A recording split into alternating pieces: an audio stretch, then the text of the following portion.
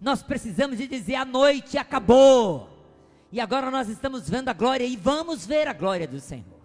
Hoje de manhã eu me encontrei aqui com os líderes, e a minha palavra foi essa. Preste atenção no que eu vou te dizer, porque eu quero começar a preparar essa igreja. Nós vivemos dias de tristeza, de luto, de dor, de recolhimento, de solidão, né? Todo mundo quietinho em casa. Nós vivemos dias em inquietude. E esses dias têm que acabar. Digo pelo seguinte: está vindo agora um novo tempo. E este novo tempo que as pessoas estão desejosas de sair, de ouvir notícias boas, agradáveis, as boas novas do Evangelho. E eu disse hoje de manhã, falamos sobre celebração aqui hoje, para os nossos líderes. Nós vamos passar pelo momento mais fértil da vida dessa igreja. Não é dessa igreja, não. Todos os pastores, todo mundo está sentindo a mesma coisa, depois de se fechar, depois de tempos de muita dor, de muita angústia, os corações se abrem, e você vai ver isso, nunca foi tão fácil falar do Evangelho como hoje. Nunca as pessoas estão tão necessitadas de ouvir as boas novas do que hoje. Então, crente, abre a boca e fale da glória de Deus. Fale a todos que você conhece, fale de todas as formas que Jesus venceu, que nós não morremos. Se morremos, morremos em Cristo, ressuscitamos com Ele e vamos gerar vida em nome de Jesus. Amém? Você quer nisso? Dá outro glória a Deus, uma salva de palmas e pode sentar. Em nome de Jesus. Essa é minha palavra, e a palavra pastoral para você, profética. Leva isso para você. Vira a chavinha. É tempo, como acabamos de cantar aqui, de falar das grandezas do nosso Deus, de celebrar ao Senhor nosso Deus. Amém? Para isso nós queremos trabalhar. Domingo que vem, deixa eu dar alguns avisos rápidos. Domingo que vem vamos recomeçar a nova escola. Começar a nova escola. É a escola bíblica, mas uma escola diferente.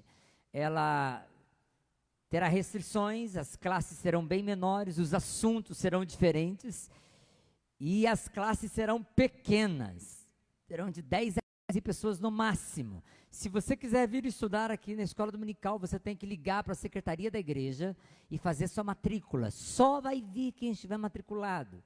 Nós teremos classes preparadas para isso, classes que nós já conversamos, serão abertas, mesmo com ar-condicionado, a gente tem que ter ventilação, temos que ter segurança, os professores estão instruídos para essas coisas, mas nós vamos recomeçar domingo que vem, é um novo recomeço. Nossas células estão acontecendo e devem acontecer, estão acontecendo virtualmente. E nós vamos começar a orar em nome de Jesus, para logo, logo ela começar a acontecer presencialmente. Vamos orar por isso, mas tudo com sabedoria, tudo sendo tocados e ministrados pelo Papai do Céu, tá bom? Então preste atenção nisso. Teremos uma programação para as crianças, o dia 10 de outubro. E você se intere disso, porque não vai dar para abrir. Nós queríamos fazer evangelístico, mas não sei se vai dar para abrir muito nesse primeiro, que já está cheio, vai ser muito, e depois a programação vai ser para idosos, mas eu queria que você se preparasse. E como eu estou falando aqui de preparar a igreja para novos tempos, e ouça o que eu vou dizer, vou repetir, teremos novos tempos. Eu quero convidar você para você ter uma preparação super legal. Brasil, está acontecendo em Portugal, aí os preletores brasileiros foram convidados. Marca na tua agenda aí agora, dia 31 de outubro. 31 de outubro, vai ter um summit no Brasil todo. Summit é tipo um congresso virtual. É um congresso, com muita gente, com muitos preletores mas muito abençoados. E nós teremos esse summit aqui. Eu quero convidar as lideranças da igreja, todos os líderes de células, de departamentos, eles vão estar aqui na igreja presencialmente. Nós vamos ter um telão e vai ser das 9 da manhã às 5 da tarde. Então, os líderes, todos os líderes, por quê? Porque no meio vai ter uns pequenos espaços para os pastores da igreja dar palavra para a liderança. Então, a liderança, eu quero todos aqui que nós vamos fazer presencial. Depois a gente marca direitinho, mas já estou avisando para você marcar na tua agenda. E todos os irmãos da igreja que quiserem ver e ouvir as palestras, poderão vê-las na sua casa, pela internet. Nós vamos mandar o link depois, vamos começar a passar o link aqui, nós vamos mandar nos grupos da igreja. Dia 31 de outubro, tá bom? É um negócio que não é da nossa igreja, está sendo de diversas igrejas, grandes igrejas, e só pregador top de top. Então vale a pena a gente fazer, entrar nessa para a gente se preparar, porque a colheita vai ser grande, em nome de Jesus. Amém? A colheita vai ser grande. Último aviso, e aí a gente vai para a nossa mensagem. Quarta-feira, normalmente temos culto de oração aqui. Mas na quarta nós estamos encerrando o mês de setembro. E irmã Graziela, pastor Ronaldo e pastor Eliezer, nós sentamos e conversamos. E nós queremos fazer um momento diferente para fechar o Setembro Amarelo. Nós vamos falar um pouquinho a respeito do Setembro Amarelo, vamos falar um pouquinho a respeito de índice, do que está acontecendo, do que é o suicídio, do porquê que acontece, como é, como é que não é. Mas não é que a gente quer falar do suicídio, a gente quer falar principalmente aos cristãos, como é que a gente entende esse assunto, como é que a gente previne esse assunto e como é que a gente ajuda quem precisa de ser ajudado. Ah, pastor, mas setembro está acabando quarta-feira. Pois é, pessoal não se suicida só em setembro. Você sabia disso ou não? Então nós estamos fazendo exatamente no final de setembro para dizer, pessoal, a luta continua. E nós queremos aprender para a gente abençoar. Então na quarta-feira nós vamos fazer aqui. Vai ter live, vai ser transmitido, mas nós vamos fazer aqui. Quem quiser vir, pode vir, mas nós não vamos ter o culto de oração. A gente vai começar com oração, quando muito com uma música, e depois nós vamos para esse bate-papo especial, tá bom? Um bate-papo especial sobre um assunto especial e que é muito importante para os nossos dias. E a Graziela nos convidou para fazer esse bate-papo, sabe por quê? Porque é muito importante esse assunto para os nossos dias, mas os estudiosos e quem lida com o assunto estão prevendo que haverá uma importância muito maior depois desses dias. Ou seja, que a pós-pandemia vai trazer consequências muito graves. Por isso, nós precisamos ajudar essas pessoas. Amém? Então, quarta-feira, no horário de culto, aqui, a gente vai fazer esse bate-papo.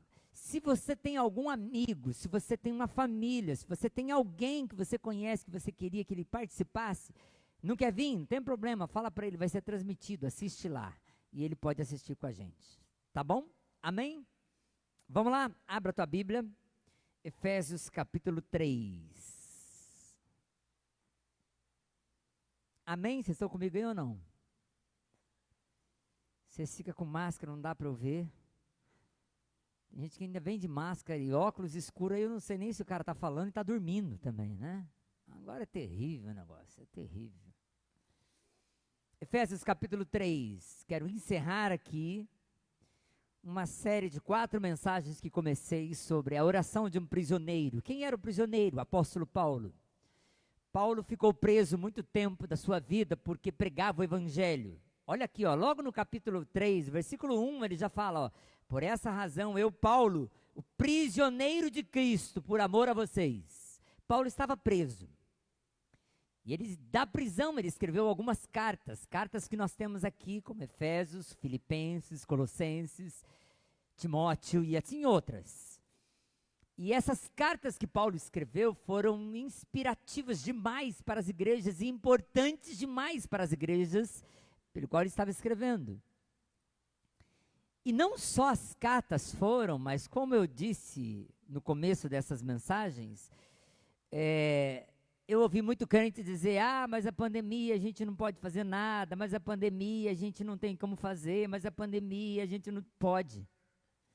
O que Paulo me ensina é que mesmo preso, ele não estava morto, mesmo preso, o corpo preso, ele continuou pregando, ele continuou ensinando, e o melhor de tudo, ele continuou orando pela igreja. E nós estudamos aqui 4 orações. Estudamos a primeira oração, foi Efésios capítulo 1, versículos 9 a 11, a oração que ele fez.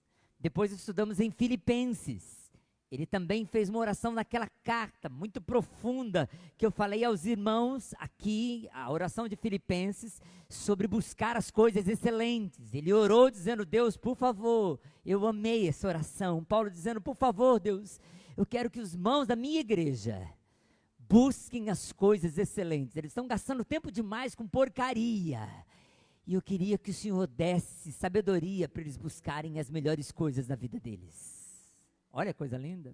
Depois nós vimos a oração aos Colossenses, também no capítulo 1, que ele fala de aprovação, que ele fala de capacitação, e isso é muito importante para nós os cristãos.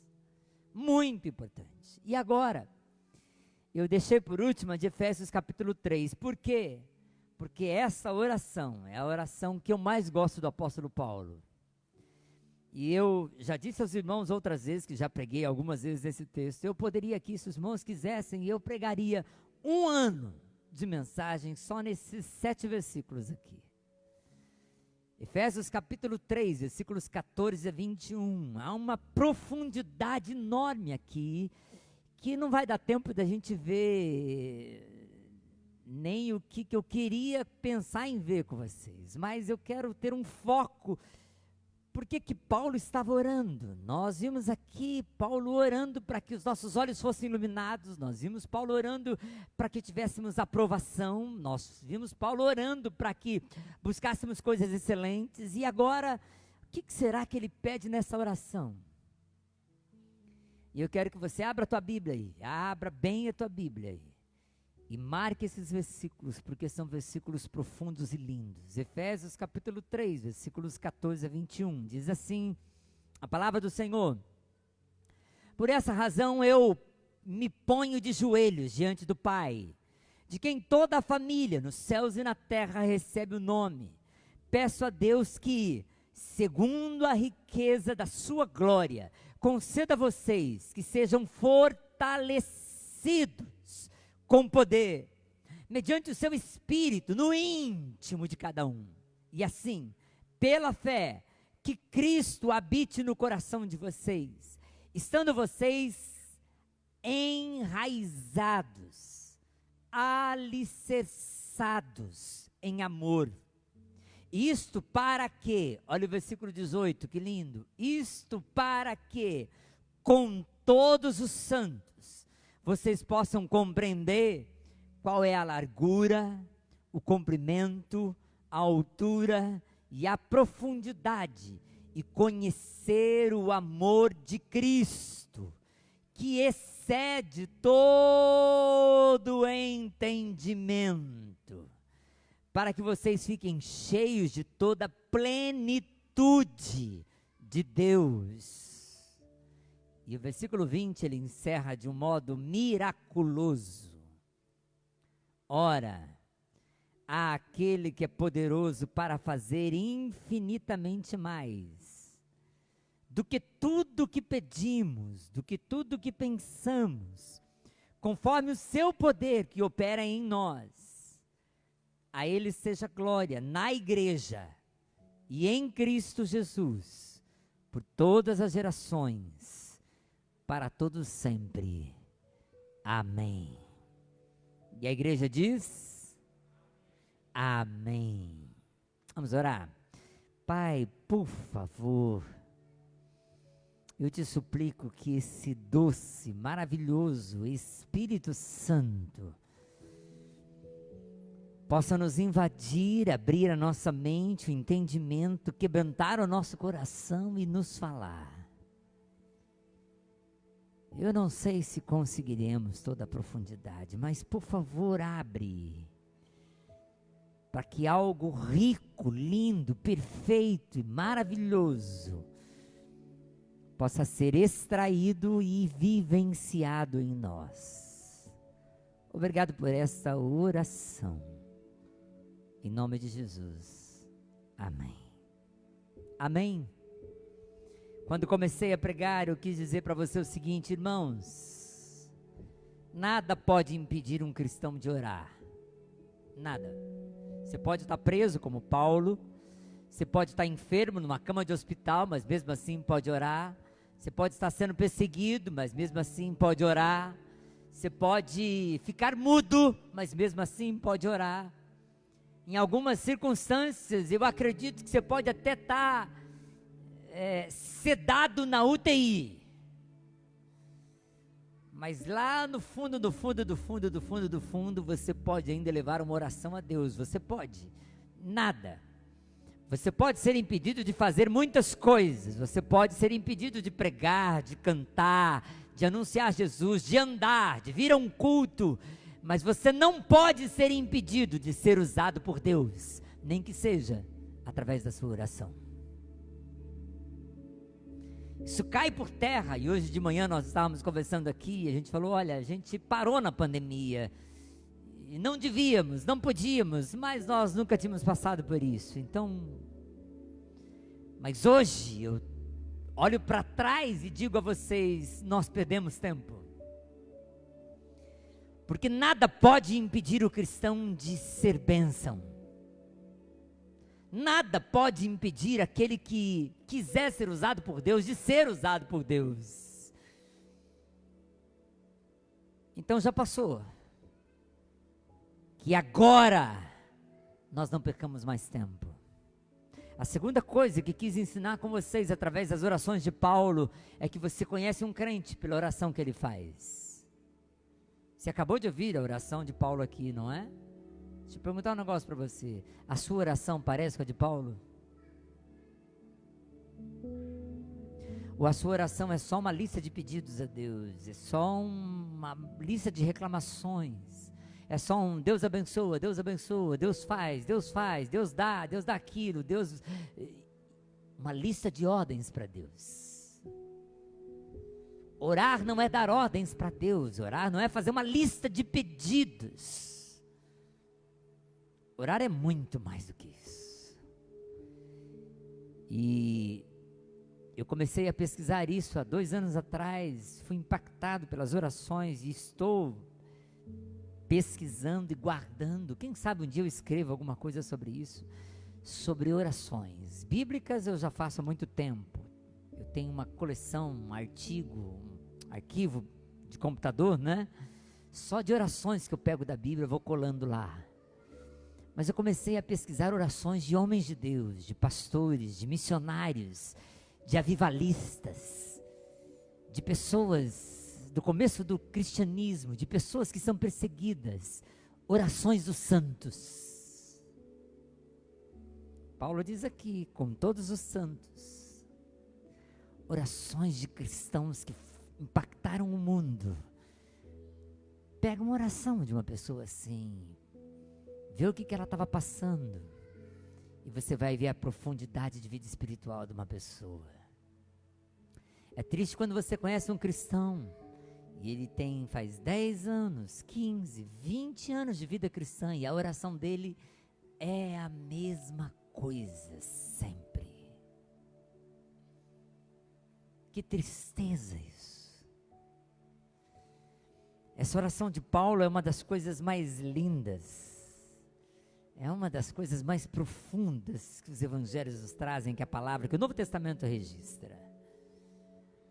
E eu quero meditar com você algumas coisas muito rápidas. Primeiro ele diz, versículo 14, me ponho de joelhos. É interessante que alguns versículos antes, deixa eu ver aqui aonde, alguns versículos antes, versículo 12, ele fala assim, em Cristo temos a ousadia e acesso a Deus com confiança. 3 palavras que ele usa para chegar diante de Deus.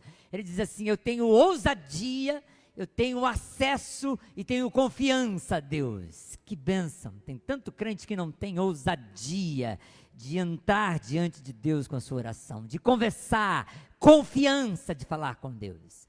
Mas apesar de Paulo ter ousadia e confiança, como diz Hebreus capítulo 4, uma ousadia de se aproximar do trono da graça, Paulo diz: eu chego com ousadia diante de Deus, mas a minha ousadia não é petulância. Quando eu sei que estou diante de Deus, eu me ajoelho. Eu tenho reverência. Deus não é qualquer um que eu falo de qualquer jeito. Deus não é qualquer um que eu dito ordens, que eu falo o que Ele tem que fazer e Ele vai fazer. Deus não é qualquer um que eu grito e Ele responde. Paulo diz: eu chego de joelho, eu me prostro, eu me reverencio diante de Deus. Versículo 15, ele diz: de quem toda a família nos céus e na terra recebe o nome. Paulo está orando, ele não está orando somente por ele, por um indivíduo, ele está orando pelo corpo de Cristo. Paulo tem uma visão de amplitude. Paulo não pede apenas por indivíduos, mas ele diz: eu quero pedir pela família nossa, Pai, pela igreja. Eu quero pedir por todos aqueles que receberam do nome de Jesus Cristo. Nós temos e somos um corpo, nós somos uma família.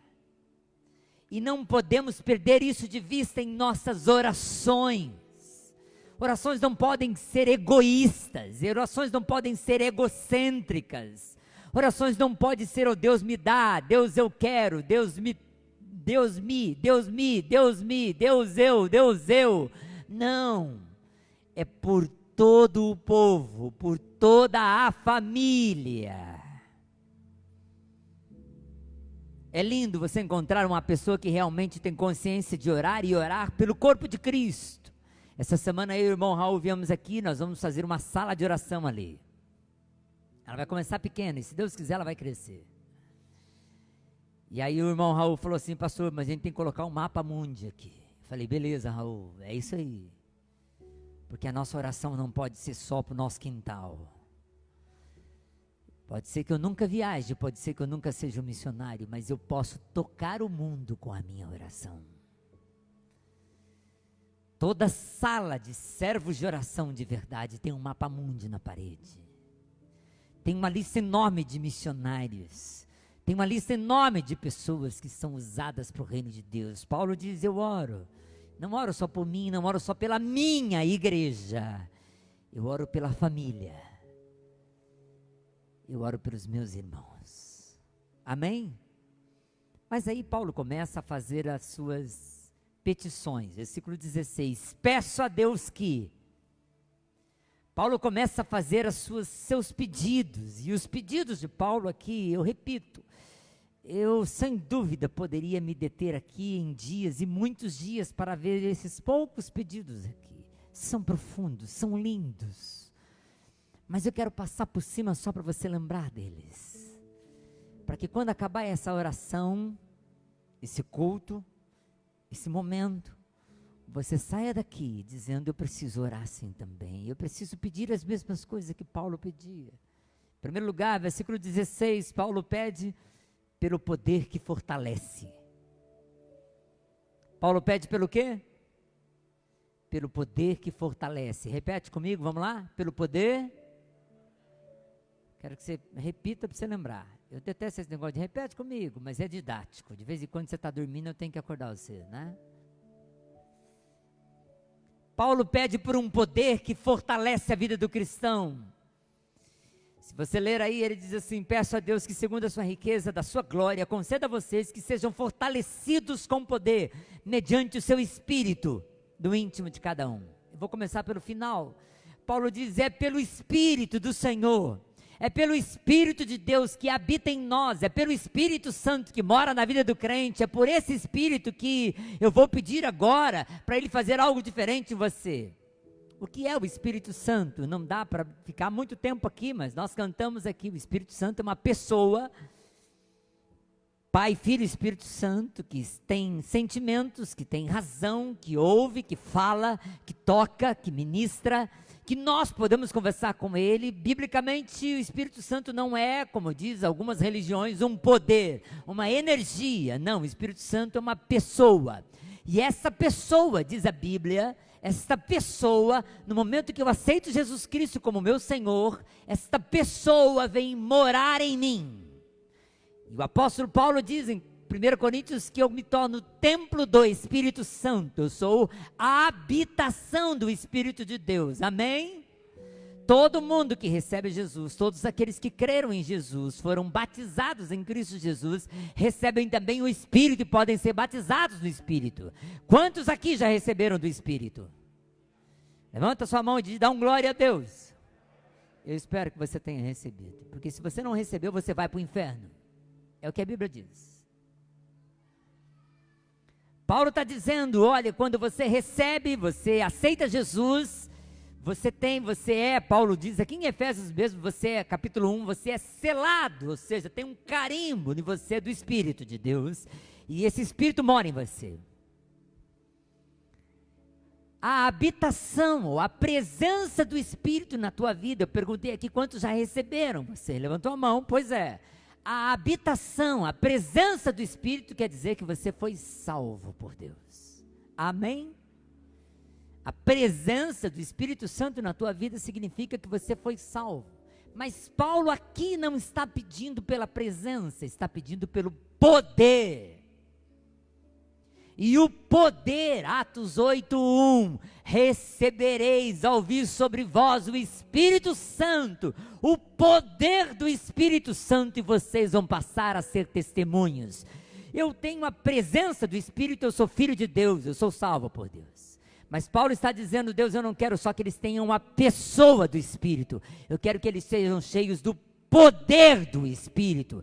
E quando eu sou cheio do poder do Espírito, eu sou capacitado para o Senhor. Amém? Meus amados, preste atenção nisso. Se você tem a presença, amém. Louvado seja Deus, você é salvo, vai para o céu. Mas é um desperdício enorme você ter o Espírito Santo morando em você, e ele é a fonte do maior poder que existe nesse universo. Nós já estudamos aqui quando estudamos o capítulo 1, lembra? Que Paulo diz que foi o poder do Espírito que ressuscitou Jesus. É um desperdício você ter o Espírito Santo morando em você e você não clamar para que o poder dele seja manifestado, que você seja cheio do poder dele,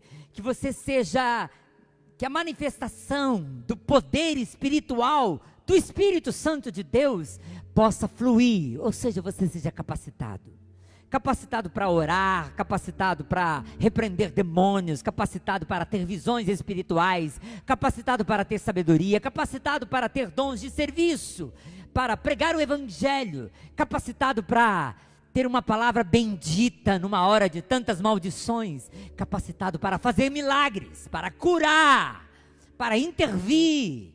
Paulo diz isso, Jesus diz isso, eu vou capacitar vocês, e vocês vão impor as suas mãos e vão curar, vão repreender os demônios. Irmãos, isso não é para uma espécie de cristão, é para todo aquele que acredita que o poder do Espírito pode fluir de dentro do seu coração, da sua vida, amém? Essa é a oração de Paulo. Paulo diz assim, Deus, eu estou pedindo que o seu Espírito Santo os fortaleça, os capacite. O que eu acabei de dizer aqui? Eu disse aos nossos liderados, aos nossos líderes hoje aqui, e vou repetir, ouça o que teu pastor vai dizer. Esse mundo ficou fechado 6 meses, está todo mundo meio neurótico, todo mundo meio doido, um monte de gente doente emocionalmente, depressivo, angustiado, está todo mundo querendo vida. Essa é a hora mais significativa, esse é o raiar do dia, esta é como eu acabei de dizer aqui, olha, o choro durou a noite e agora, de manhãzinha, está vindo um raiar de esperança, de alegria, mas de muita alegria, que os cristãos podem semear. Porque tem gente em todo lugar,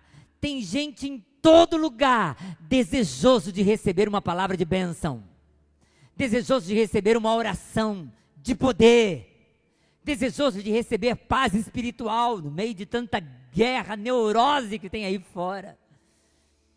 A igreja vai passar por um momento agora. Lembra quando Jesus chama os discípulos e diz assim: levanta os olhos, vejam. Os campos estão prontos, estão brancos para a ceifa, mas falta gente para colher. Crentes, olhem aqui para mim, por favor.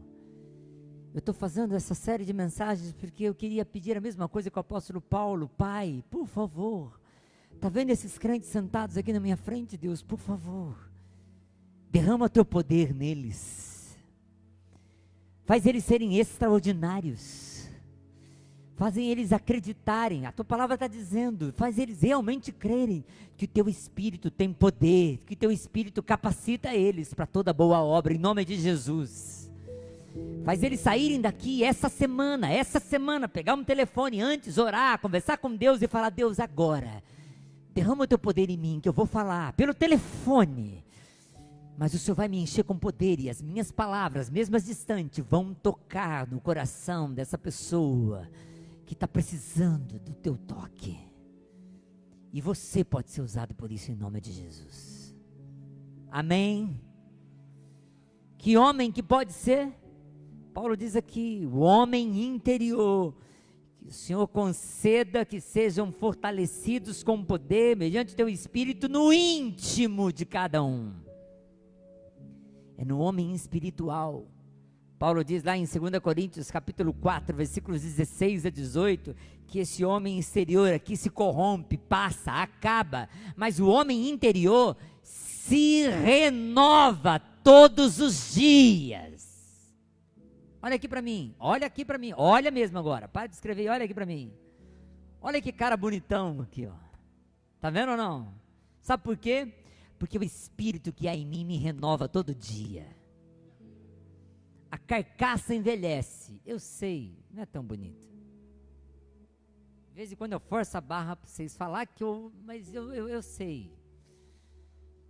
Ainda bem que Deus, por misericórdia, colocou uma bendita na minha frente que comprou a carcaça.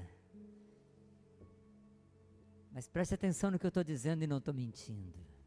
Toda vez que eu paro diante dessa palavra, toda vez que eu fico em tempos de oração, toda vez que eu pego lá em casa e começo a cantar e adorar a Deus, eu falo: Deus, como é gostoso, cada dia que passa eu fico mais novo na tua presença. Cada dia que passa é mais gostoso estar diante do Senhor, porque cada dia que passa eu estou mais perto da minha vida plena. Eu posso morrer e as forças físicas acabarem, mas cada dia que passa, e eu sinto isso, Deus me enche com vitalidade espiritual. Eu tenho mais vontade de ser bênção do que eu tinha 30 anos atrás, quando comecei a pastorear vocês. Pena que vocês não acreditam nisso, mas é verdade. Paulo está dizendo, o homem interior, o homem de dentro, o homem espiritual, ele se renova. Qual é a oração de Paulo? Vamos rapidinho, que senão eu estou muito tempo aqui. Peço que o Senhor conceda que eles sejam fortalecidos com o seu poder. Agora preste atenção que eu estou invertendo a ordem do versículo aqui, né? Porque o Paulo começa pedindo assim: peço, Deus, que segundo a riqueza da sua glória. Deus, eu quero que o Senhor dê poder para eles. Mas Deus, eu não quero que o Senhor dê qualquer poder. Deus, eu não quero que o Senhor dê um pouquinho de poder. Olha como Paulo pede. Olha que interessante. Paulo diz assim: Deus, eu quero que segundo a riqueza da sua glória. Eu acho que eu era recém-casado, eu estava estudando esse texto aqui, e o versículo 8 me impressionou, né? Paulo diz assim: a mim, o menor de todos os santos, me foi dada a graça de pregar aos gentios o evangelho das insondáveis riquezas de Cristo. Capítulo 3, versículo 8. Paulo diz assim: olha, eu sou pó, eu sou nada, mas Deus me deu o privilégio de pregar o evangelho das insondáveis riquezas de Cristo.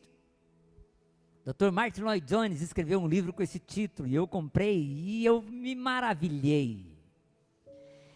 As insondáveis, sabe o que Paulo está dizendo? Que você não tem noção do quanto Deus é rico. Você não consegue, não dá. Eu tenho certeza que você não consegue imaginar a riqueza que Deus tem. Você não consegue, ciência alguma vai conseguir chegar aos pés da insondável riqueza do Senhor nosso Deus. E aqui Paulo faz o começo da oração dele, quando ele fala de poder. Deus, eu estou pedindo que o Senhor dê poder para eles. Paulo diz assim: Deus, segundo, olha lá, versículo 16, segundo a riqueza da sua glória, segundo a riqueza que o Senhor tem, manifesta poder aos seus servos aqui. Não é um poderzinho. Aí eu entendi que um autor explicou para mim da seguinte forma: olha, você podia pedir parte da riqueza de Deus, tudo bem, mas Paulo não está pedindo parte da riqueza de Deus. É como se eu dissesse assim: olha, você é um bilionário, você é o novo bilionário brasileiro. Essa semana a lista vive mudando, né? Essa semana o mais rico brasileiro mudou de dono. Quem sabe a semana que vem você vai ser o brasileiro mais rico do país. Olha que bênção. Aí você é um bilionário. Aí eu chego para você e falo assim: escuta, dá um dinheiro aí, você me dá R$10.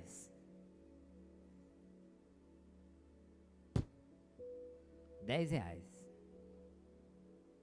Mas aí a Carol, com esse sorriso lindo que está escondido ali, chega para esse bilionário e fala assim: mas dá um dinheirinho para mim. E ele vai lá e dá R$10 milhões para Carol. Para mim, ele deu parte do dinheiro dele, segundo uma parcela, uma partezinha ínfima. Para Carol, ele deu uma proporção. Não é, Paulo está dizendo assim: Deus, para mim, dá poder segundo o tamanho da sua riqueza. Quando perguntarem assim: quanto que ele te deu, Carol? A Carol vai falar: 10 milhões. Ela fala: pô, o cara é rico mesmo, meu. Pois é, Paulo está dizendo assim: dá poder para esses servos aqui, para que quando eles manifestarem o poder, quem está do lado vai dizer assim: puxa, o Deus desses caras aí é rico mesmo, hein? Tem poder pra caramba. Você entendeu ou não? Ele não me deu qualquer poder. Ele me deu segundo, conforme a riqueza dele. É diferente. É muito diferente. Essa é a oração de Paulo. Olha que linda. Você já orou assim? Deus, segundo a grandeza da sua glória, nós cantamos aqui que o Senhor é grande. Segundo a grandeza da sua glória, toca na minha vida e usa a minha vida, para que eu mostre a tua grandeza. Vou mostrar inteligência, qualquer um pode mostrar. Mostrar esperteza, qualquer um pode ser mais esperto que eu. Agora, se o Senhor tocar na minha vida e me usar segundo a grandeza do seu poder, segundo a riqueza da sua glória, vai ser inconfundível, Deus. Ninguém vai duvidar, vai dizer assim: foi Deus. Não tem nenhum glória? Não tem nenhum amém? Você não quer isso para você? Meu Deus, Pai, eles não estão entendendo. Eles não estão entendendo que isso aqui é para eles, Pai. E é a oração que eu fiz por vocês. Merece um glória a Deus, mas um glória com gosto. Vamos lá? Porque você pode ter o poder segundo a glória de Deus. Por favor, irmão, saia da miséria. Busque na riqueza que teu pai tem. Está aqui, versículo 15, não é? Ele é pai. Você é da família. Busca na riqueza dele. Amém? Segundo o pedido de Paulo, versículo 17. Assim, pela fé que Cristo habite no coração de vocês, estando vós arraigados e alicerçados em amor. Interessante esse pedido aqui. Paulo diz, escuta, pela fé. É por fé, não é pela vista. Pela fé, Cristo habita em vocês. Opa, espera lá. Quando eu li isso aqui, eu fiquei perguntando, mas espera lá. Paulo não estava escrevendo para a igreja? Se era para a igreja, eles já não eram salvos? Paulo não chamou ele de santos, capítulo 1? Se eles eram salvos, por que Paulo tem que dizer que Cristo tem que habitar neles? Cristo já mora neles. Se eles são salvos, Cristo já está neles, está ou não está? Cristo já mora em vocês ou não? Então por que Paulo está pedindo para que Cristo habite em vocês? Que pedido é esse? Que doideira é essa? E Paulo diz, pela fé, que Cristo habite no seu coração. Já eram salvos. Mas Paulo não está pedindo só uma presença de Cristo. Paulo não está pedindo só que Cristo passe pela sua vida. Paulo não está dizendo só que você tenha um cantinho para Jesus no teu coração. Abre aí, por favor. Jesus não teve nem lugar para nascer, nasceu na manjedoura. Ele não tem onde ir. Abre um cantinho no teu coração. Deixa Jesus morar aí, por favor. Não era essa a oração de Paulo. Jesus é criador do universo. Ele mora no céu. Ele não precisa de um cantinho no seu coração. Paulo está pedindo assim, Deus, eu estou pedindo que pela fé, não é lógica, mas pela fé, esses cristãos que já têm Jesus na vida, eles deixem Cristo se sentir íntimo, eles deixem Cristo morar no coração deles e se sentir em casa. Lembra que a gente canta aqui? Essa casa é sua casa, não é? Deus, aqui é tua casa. Mas não é só um cantinho para o Senhor vir e passar o restinho do final do dia. Deus, eu quero que o Senhor more, que o Senhor tenha intimidade. E é por isso que Paulo usa depois as outras palavras, que haja profundidade, que sejam alicerçados.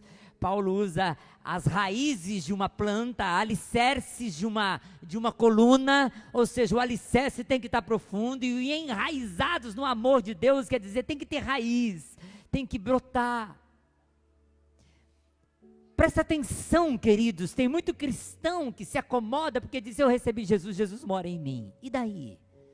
Você conversa com ele todo dia, tudo que você faz, você pergunta para ele, você aprende mais a palavra dele todo dia, você tem intimidade, você toma café da manhã com ele, você ceia com ele todo dia, você realmente ceia com Jesus, ele realmente está em casa, ou Jesus no teu coração ele se sente um visitante. Tem muita gente que tem Jesus no coração, mas Jesus se sente um estranho. Porque ele fala coisas que Jesus não falaria, ele compra coisas que Jesus não compraria, ele veste roupa que Jesus não vestiria. Jesus se sente um estranho lá dentro. Paulo está pedindo, Deus, eu quero que esse amor deles sejam enraizados, eles estejam profundos, e que o Senhor se sinta em casa, que Jesus se sinta em casa. Amém? Você quer um exemplo? Abra a tua Bíblia lá em Gênesis capítulo 18 e 19. Interessante esse exemplo. Deus tinha prometido para Abraão que ele seria pai. Ele já tinha 100 anos. O Abraão não confiava muito nisso.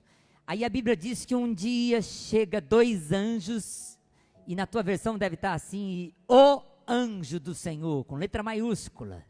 Os estudiosos dizem que ali era a presença do próprio Deus, de Jesus Cristo, ou do Espírito Santo, eu não sei, mas era Deus e mais 2 anjos. E eles foram lá visitar Abraão. Abraão estava lá naquela eu creio, mas não creio, olha, eu acho que vai ser e tal, mas aí Abraão chega lá e fala assim, ou melhor, o anjo chega lá, Deus chega lá em Abraão, e chega perto, Abraão vai correndo, fala assim, puxa, é o anjo do Senhor, é o Espírito Santo, é os anjos, os enviados de Deus. O que Abraão faz? Vem para minha casa, nós vamos comer.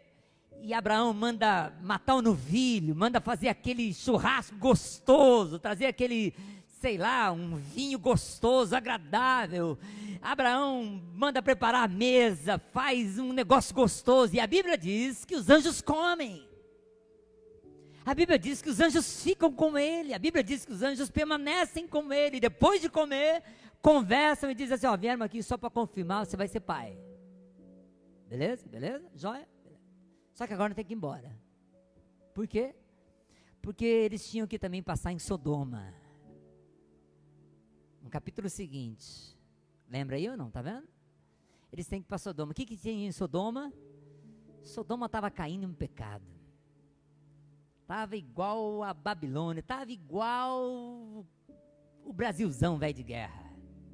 Que tudo quanto é errado, os governantes gostam, tudo quanto é errado os juízes gostam, tudo que é errado é mais bonito, a televisão mostra, tudo que é pecado faz sucesso.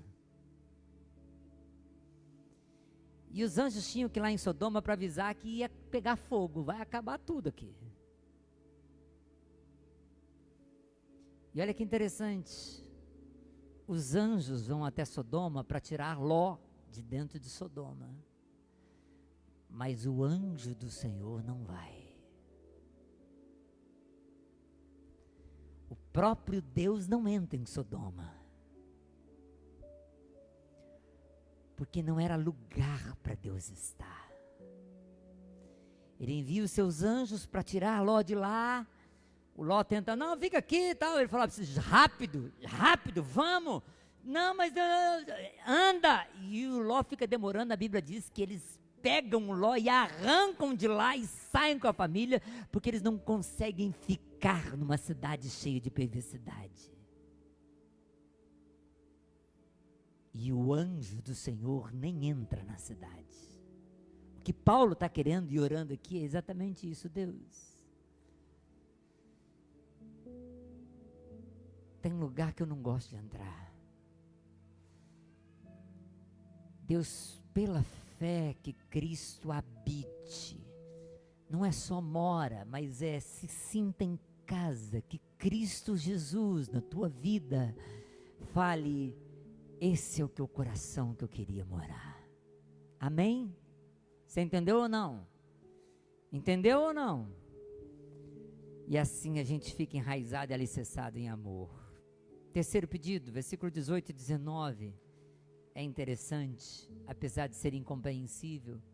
Paulo ora assim, versículos 18 e 19, olha, eu estou pedindo isso para que todos os santos venham a compreender a largura, o comprimento, a altura, a profundidade, conheçam o amor de Cristo que excede todo entendimento. Para mim esse versículo sempre foi contraditório, né? É paradoxal. Como é que Paulo ora para eu conhecer uma coisa que não se pode conhecer? Pois é o que está aqui.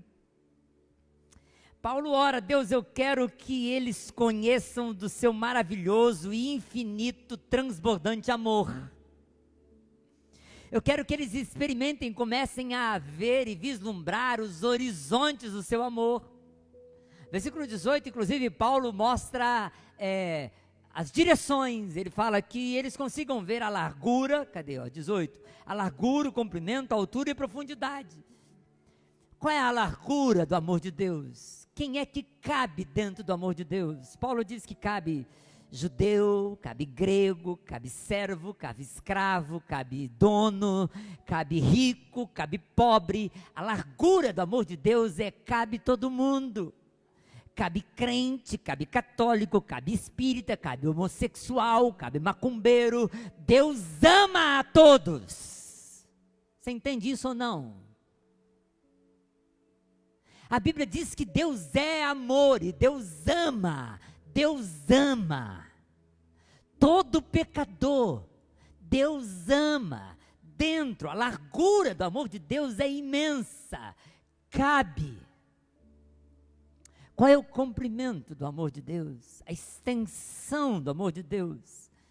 Nós cantamos aqui, os irmãos cantaram que a Bíblia diz que Deus quer que nós levemos o Evangelho a todas as nações, todos os povos, todas as tribos, todas as raças. O comprimento e a dimensão é todos os povos. Paulo diz isso em 1 Timóteo capítulo 2.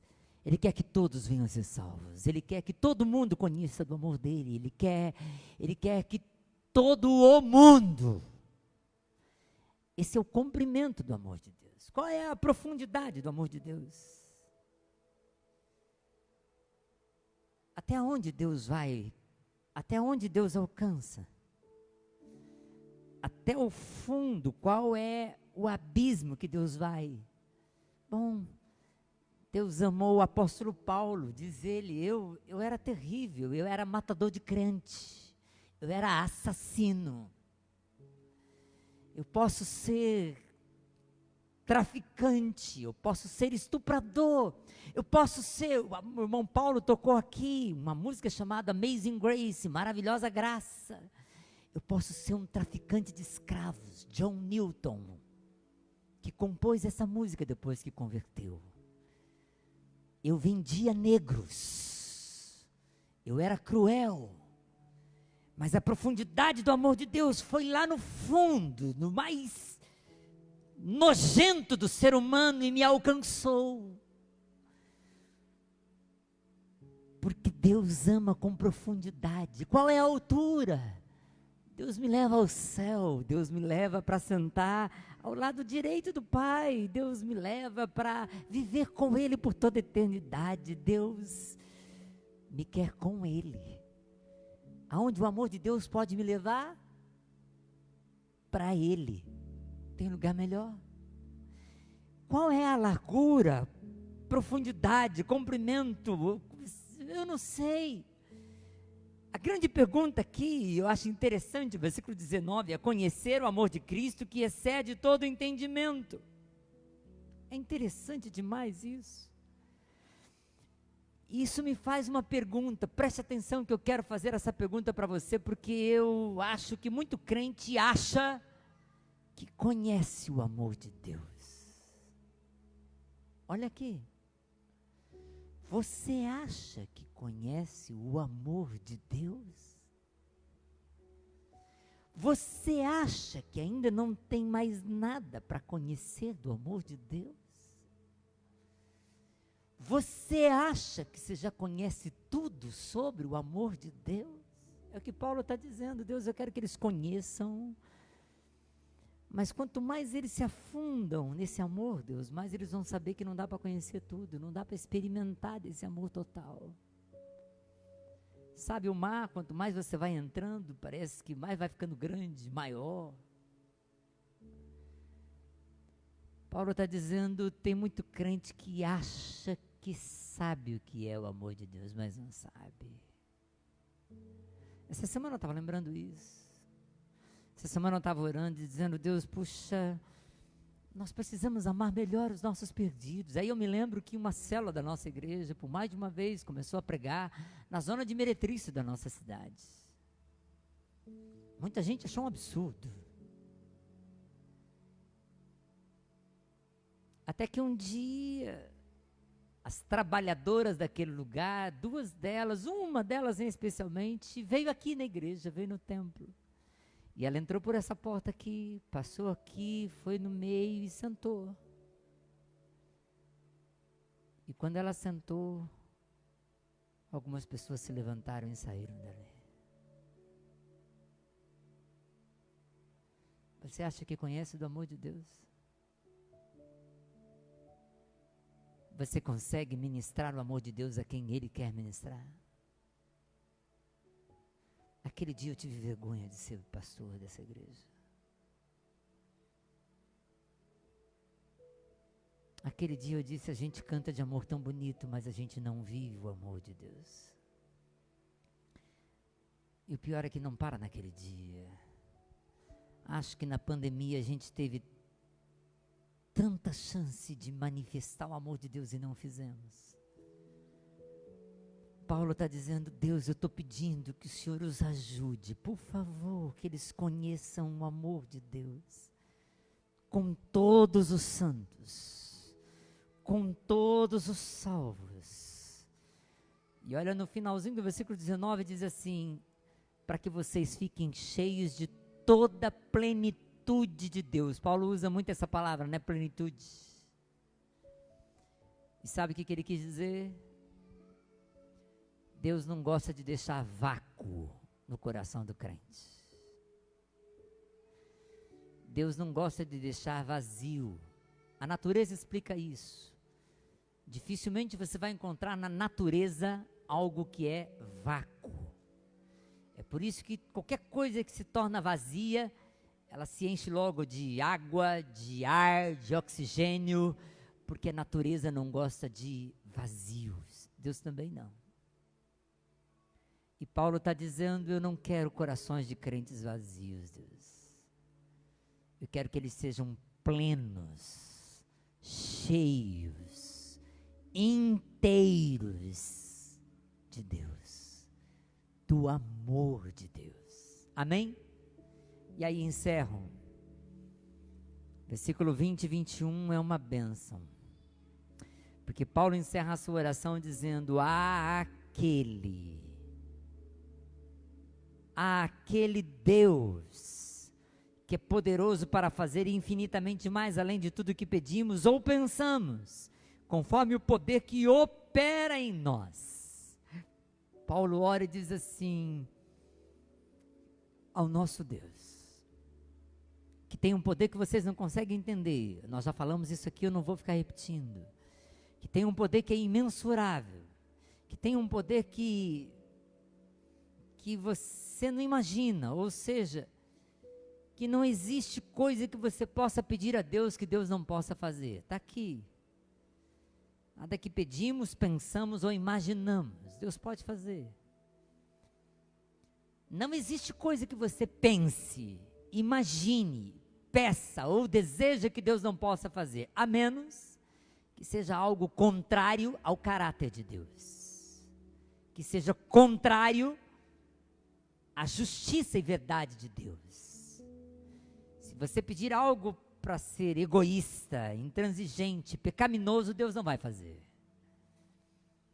É isso que Tiago diz: vocês pedem, mas pedem maus porque vocês pedem para os seus próprios desejos. Vocês só estão preocupados com vocês. Deus não vai satisfazer. Deus não é Aladim. Aladim não, né? Deus não é o gênio do Aladim. Deus não está aqui para satisfazer os seus desejos, mas Deus pode fazer qualquer coisa que você imagine que não fuja do caráter dele, que não fira o amor dele, que não macule a justiça dele, que não seja contrário à bondade dele. Não existe nada que você pode pedir que Deus não possa fazer. Paulo está dizendo isso aqui. E Paulo diz: é a este Deus que pode responder qualquer coisa que eu possa pedir, que esteja de acordo com o propósito dele, que seja maravilhoso e para a honra e glória dele. Pois é. Versículo 21. A ele seja dada glória na igreja. Paulo encerra a oração dizendo assim: Deus, eu pedi tudo isso aí, mas sabe o que eu estou pedindo isso aí? Para que o teu poder se manifeste na oração desses servos aqui, e essa igreja aqui brilhe a sua glória. Quando eles começarem a falar, os homens vão dizer assim: tem glória de Deus ali, tem poder de Deus ali. Esses crentes são crentes que podem ser cheios e podem manifestar a glória de Deus. Pode dar um glória a Deus? Só vai no tranco mesmo.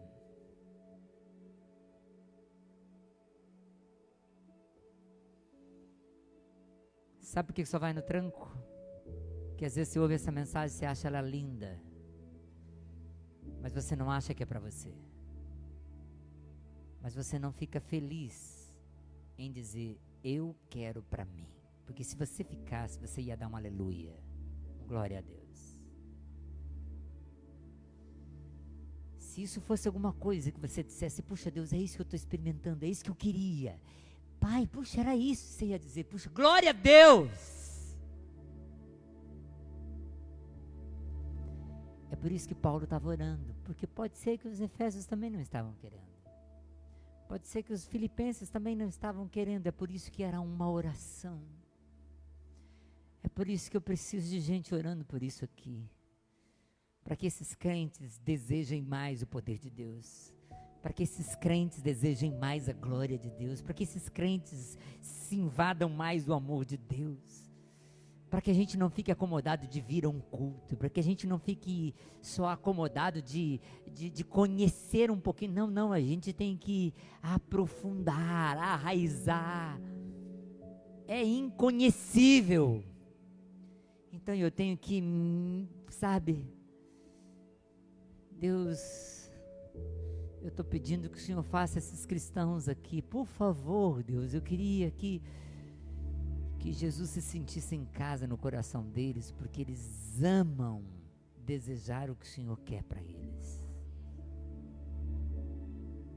Tem que ter mais glória a Deus aqui, irmãos.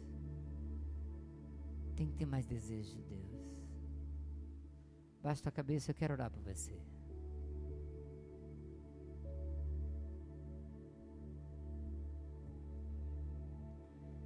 Essa foi a oração de Paulo. Eu queria que você em casa essa semana, até porque vai ficar gravado, você pode ir lá no Face, no YouTube depois, pegar a mensagem, rever parte por parte, dizer, Deus, eu estou pedindo por isso aqui na minha vida. Deus, o Senhor está se sentindo em casa no meu coração? Ou eu arrumei um cantinho, eu sei que o Senhor mora aqui, eu vou ser salvo, mas falta glória, falta poder, falta alegria espiritual, falta serviço, falta oferta de amor ao Senhor. Deus, agora vai vir um tempo aí que esse mundo precisa da Tua glória. Esse mundo desesperado precisa de ver cristãos brilhando pelo Senhor. Deus, eu queria que crentes aqui quisessem isso. Eu queria tanto que cristãos aqui ficassem muito mais felizes de ver as suas vidas sendo usadas para a Tua glória do que ver um culto gostoso, uma música bonita, uma mensagem interessante. Essa é a oração de Paulo e tem sido a minha oração. Por favor, Pai. Pai, em nome de Jesus, faz eu entender junto com esses irmãos que vida cristã não é vir a um culto. Não é ler uma Bíblia. Não é gostar de música gospel. Vida cristã é ser cheia do Espírito de Deus. E é fluir Deus em tudo que eu faço. É ter um coração, como Paulo pediu aqui, Deus, por favor, me dá esse coração e o coração desses cristãos. Que Cristo habite. Cristo more, que Ele não só dê uma passadinha e fique num cantinho da minha vida, mas que Ele seja rei da minha vida.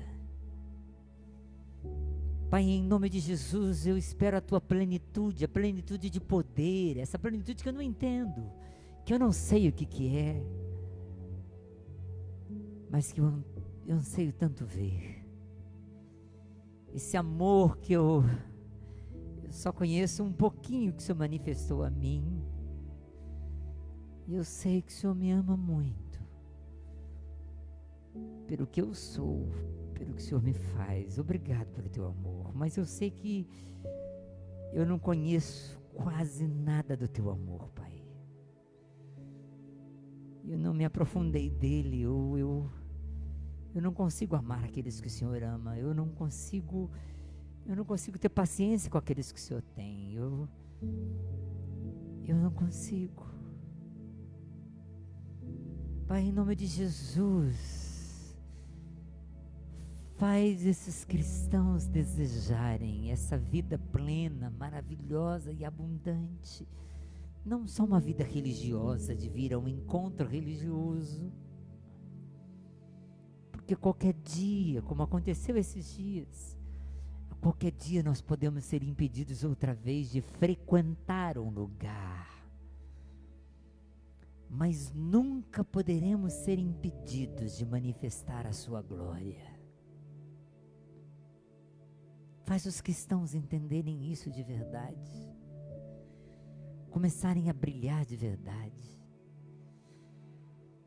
Começarem a encandecer a sua vida, o seu poder. Faz que pela fé nós possamos pedir isso.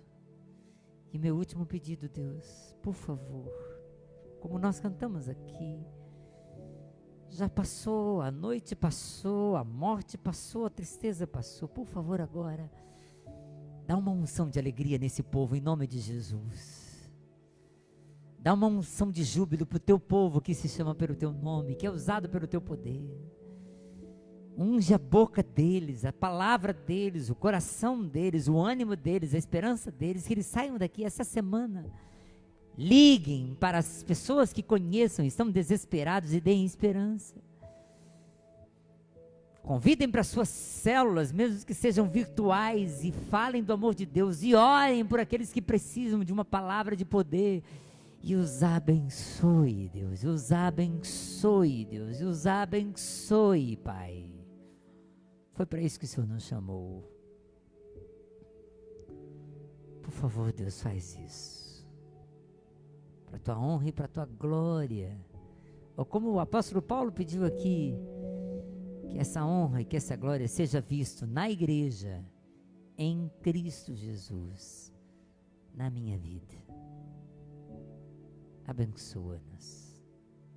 Dá-nos uma boa semana na tua presença. Em nome de Jesus. Amém. Amém, amados. Amém, queridos. Olha aqui para mim, deixa eu fazer uma pergunta. Você entendeu a mensagem de hoje? Nós encerramos uma série de orações. E essas orações foi para lembrar você, apóstolo Paulo orando por você, por mim, para lembrar a gente que a gente tem uma riqueza inestimável e não estamos gastando dela.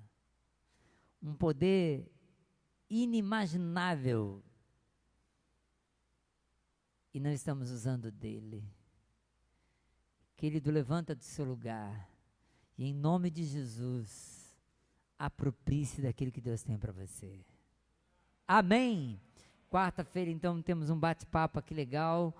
E ore por nós e nos ajude. E durante a semana estamos aí, frequente uma célula, ajude o irmão, ajude uma pessoa, fale do amor de Deus a alguém.